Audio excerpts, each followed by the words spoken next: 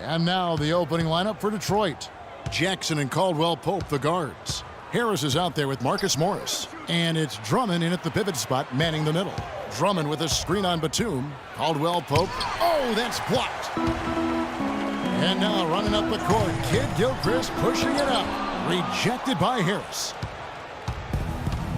Jackson with it. He's picked up by Walker. Jackson with it.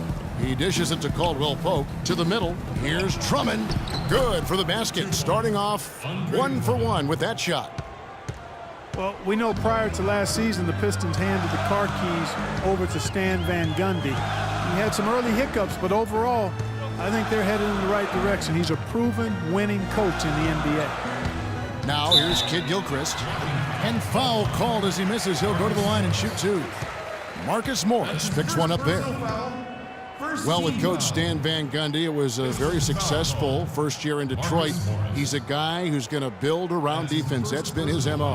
And Van Gundy has always been a defensive first type guy, Kevin. I mean, the last 30 years, he has probably the best defensive efficiency for a career as a coach. And his teams always play with great emphasis on that side of the ball.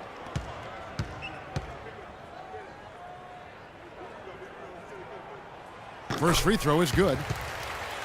And when you think of Kid Gilchrist, one thing that comes to mind is intangibles. He has a desire and intensity and a will to win that elevates him to elite status. Yeah, you know, he never will be a great shooter, and he's still working on his jump shot. But the intangibles, you talked about it, you add heart and tenacity to that. Every team wants a guy like that.